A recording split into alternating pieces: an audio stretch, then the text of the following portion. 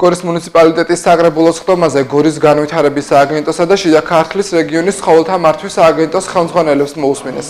ბექა გიუნაშვილმა და გიორგი ედიშერაშვილმა გასული წლის საანგარიშო პერიოდში გაწეული ანგარიში წარადგინეს და საგრებულოს წევრების კითხვებს უპასუხეს. ორივე სამსახურის საქმიანობა დეპუტატებმა დადებითად შეაფასეს.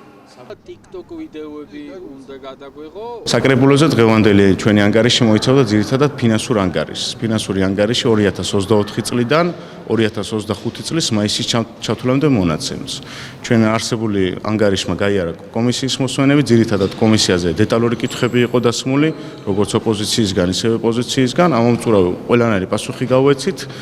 მთავარი სიახლე ის იყო აღნიშნულ კანონპროექტთან დაკავშირებით, მართალია დღევანდელი ჩვენი ანგარიშის თემა არ იყო, მაგრამ უშუალოდ საკრებულოზე საუბარი შეეხო შინაურ ბინადარ ცხოველთა შესახებ კანონპროექტს, იმიტომ რომ ჩვენი დარგის ახლო თემა არის და პირდაპირ აღნიშნული კანონპროექტი ჩვენი პრობლემის მოგვარების ერთ-ერთი უმნიშვნელოვანესი გზა არის. გორის მუნიციპალიტეტის განვითარების სააგენტომ წარადგინა გეგმიური ანგარიში მუნიციპალიტეტის საკრებულოში.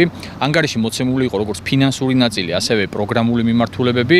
მოგეხსენებათ, მუნიციპალიტეტის განვითარების სააგენტო მოიცავს რამდენიმე სტრუქტურულ ერთეულს, მათ შორის ტანისათეთზმის დაცულ ლანდშაფტს, მუნიციპალური განვითარების განყოფილებას და ტურიზმის განყოფილებას. ყველა ამ მიმართულებას ცალ-ცალკე ინდივიდუალურად აქვს თავისი, ესე იგი სამოქმედო გეგმით გაწერილი მიმართულებები, რომელსაც მიუყვებით მკაცრად და ვასრულებთ. გარდა ამისა, ეს სტრუქტურული ერთეულები ერთმანეთთან თანამშრომლობით ახორციელებენ ძალიან ბევრ პროექტს.